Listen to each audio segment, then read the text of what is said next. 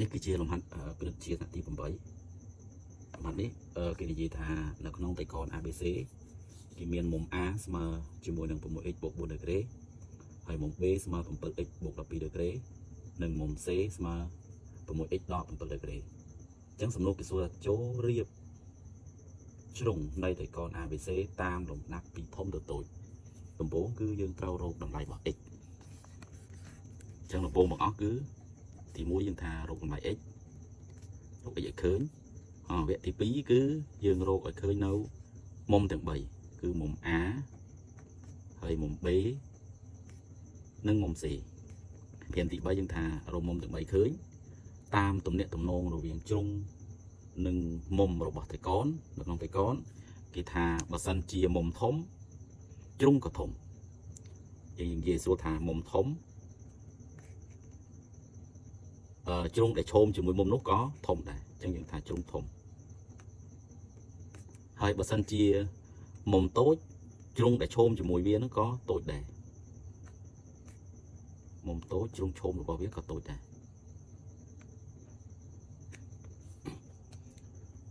អញ្ចឹងនៅពេលដែលយើងរកទាំង3ដំណាក់ឲ្យឃើញហើយយើងអាចប្រៀបធៀបថាជ្រុងក៏រៀបលំដាប់ពីធំទៅតូចហ្នឹងតាមរបៀបណាតោះឥឡូវយើងរកចម្លើយរបស់យើងមក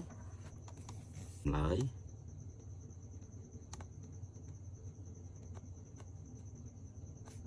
រៀបជ្រុងមកដំបូងយើងសរសេរតាមគេសិនមកគេមានអីសេមកវិញអស់មកគេមានមុំ A ស្មើប្រមាណចឹងមុំ A របស់យើងគឺស្មើ 6x បូកជាមួយនឹង 4 ដឺក្រេហើយមុំ B ស្មើជាមួយនឹង 7x បូកជាមួយនឹង 12 ដឺក្រេនិងមុំ C គឺស្មើនឹង 6x ដល់ 7 ដឺក្រេអញ្ចឹងយើងប្រើតាមផលបូកមុំក្នុងរបស់តៃកនណា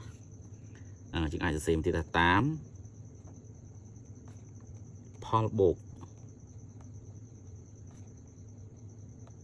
មុំក្នុងត្រីកន ABC អញ្ចឹងផលបូកមុំក្នុងទាំង3របស់ត្រីកន ABC គឺមានរង្វះស្មើនឹង 180 ដឺក្រេអញ្ចឹងយើងអាចថាយើងសេមកដំបូងគឺមុំ A បូកជាមួយនឹងមុំ B ហើយបូកជាមួយនឹងមុំ C គឺស្មើឲ្យ 180 ដឺក្រេអញ្ចឹងនេះជារូបមន្តទូទៅផលបូកទាំង3ផលបូកមុំក្នុងទាំង3របស់ត្រីកនគឺមានរង្វះស្មើនឹង 180 ដឺក្រេមុំ A យើងជួសជុលមកមុំ A របស់យើងគឺ 6x បូក 4 ដឺក្រេមុំ B គឺ 7x បូក 12 ដឺក្រេហើយមុំ C របស់យើងគឺ 6x ដល់ 7 ដឺក្រេទាំងអស់ហ្នឹងគឺស្មើនឹង 180 ដឺក្រេបន្ទាប់មកយើងពលាតវងកញ្ចក់នេះមកយើងយក 6x បូក 4 ដឺក្រេបូកជាមួយនឹង 7x បូក 12 ដឺក្រេបូកនឹង 6x ដល់ 7 ដឺក្រេអញ្ចឹងស្មើ 180 ដឺក្រេអញ្ចឹងយើងយកតម្លៃតួណាដែលមាន x ហ្នឹងយើងបូកមេគុណបញ្ចូលទៅយើងរក្សាអធិណាអញ្ចឹងយើងយក6បូកនឹង7វាបាន13អញ្ចឹង13បូក6អញ្ចឹងវាបាន1919x ហើយយើងគិតអានេះសិននេះអាណាមានអញ្ញត្តិណាអាណាចុះដឺក្រេបូកតាមដឺក្រេមកអញ្ចឹង4បូកជាមួយនឹង12វាបាន16ដល់7នៅសល់9អញ្ចឹងលេខនេះយើងដាក់ថាបូកឲ្យ9ដឺក្រេអញ្ចឹងទាំងអស់នឹងស្មើ180យើងទាញរកតម្លៃ x តែដំបូងយើងរក 19x សិនមក 19x ស្មើឲ្យ180ដឺក្រេយើងលើបូក9នេះទៅអង្គទី2អញ្ចឹងវាចេញដក9ដឺក្រេអញ្ចឹងមានន័យថា 19x នេះវាស្មើជាមួយនឹង171ដឺក្រេអញ្ចឹងយើងទាញរកតម្លៃ x មកតម្លៃ x គឺស្មើជាមួយនឹង171ដឺក្រេយើងចែកជាមួយនឹង19អញ្ចឹងដល់ពេលយើងចែកទៅយើងឃើញថា x របស់យើងនោះវាស្មើជាមួយនឹង9ដឺក្រេ x ស្មើ9ដឺក្រេ តោះបន្ទាប់មកយើងយកទៅជំនួសយកតម្លៃ x ស្មើ9ដឺក្រេនេះទៅជំនួសកន្លែងមុំ a មុំ b និងមុំ c អញ្ចឹងយើងឃើញតម្លៃរបស់មុំហ្នឹងហើយតោះអញ្ចឹងយើងដាក់ទៅនេះមកថាគេបានមុំ a របស់យើងវាស្មើជាមួយនឹង 6x បូក4ដឺក្រេអញ្ចឹងកន្លែងមាន x យើងជំនួសដោយ9យើងបាន6គុណជាមួយនឹង9ដឺក្រេហើយបូកជាមួយនឹង4ដឺក្រេ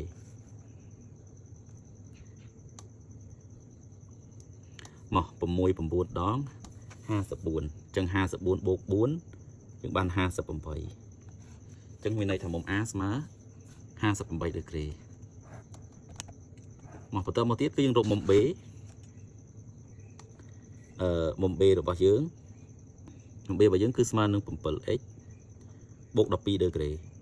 ញ្ចឹងកន្លែងមាន x យើងជំនួសដោយ9ដូចគ្នាអញ្ចឹងបាន7គុណជាមួយនឹង9ដឺក្រេហើយបូកជាមួយនឹង12ដឺក្រេអញ្ចឹង7 9ដង63អញ្ចឹង63បូកជាមួយនឹង12យើងបាន75ដឺក្រេណាហើយមុំ c របស់យើងគឺស្មើជាមួយនឹង 6x ដក7ដឺក្រេហើយកន្លែងមាន x យើងជំនួសដោយ9ដឺក្រេអញ្ចឹងដក7ណា7ដឺក្រេ1គុណនឹង9យើងបាន54ដក7យើងសល់47ណាអញ្ចឹងទៅនេះ47ដឺក្រេអញ្ចឹងយើងឃើញមុំណាធំជាងគេមុំណាតូចជាងគេហើយតាមអ្វីដែលនិយាយពីខាងដើមថាមុំធំគឺជ្រុងដែលឈោមមួយវាក៏ធំរីឯមុំតូចជ្រុងដែលឈោមមួយវាក៏តូចដែរអញ្ចឹងយើងឃើញថាដាក់តំណែងមកថាដោយមុំណាធំជាងគេខ្ញុំមើលតម្លៃទាំងអស់នេះគឺ75ជាមុំអីឥឡូវសេចេះសិនមកថា75ដឺក្រេធំជាង58ដឺក្រេហើយវាធំជាង47ដឺក្រេអញ្ចឹងមុំដែលមានតម្លៃស្មើ75នោះគឺមុំ B ធំជាងមុំដែលមានតម្លៃ58គឺមុំ A ហើយមុំដែលតូចជាងគេមានតម្លៃស្មើ47នោះគឺមុំ C ឬម្យ៉ាងទៀតឥឡូវដាក់ទៅនេះថាឬមួយទៀតឬនឹងគឺថាមុំធំជ្រុងធំណាអញ្ចឹងមុំ B ជ្រុងឈោមរបស់វាគឺយើងលុបអក្សរ B ចេញមានន័យថាបើមិន AC ទេគឺ CA អញ្ចឹងមួយណាក៏បានដែរឥឡូវយើងដាក់ថា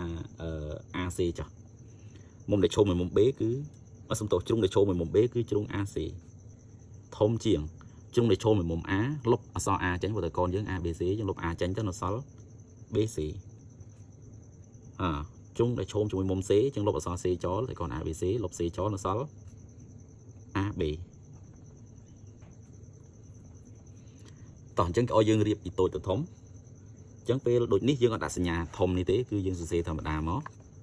ដូចនេះ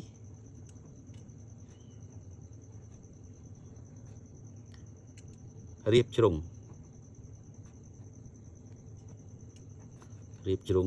របស់ត្រីកោណ ABC តាមលំដាប់ពីធំទៅតូចគឺជាងគឺយើងសេអាជ្រុងនៅធំមុនគេគឺ AC ក្បៀសតិចមក BC ហើយចុងក្រោយយើងដាក់ថានឹង AB អញ្ចឹងប៉ុណ្ណឹងគឺចប់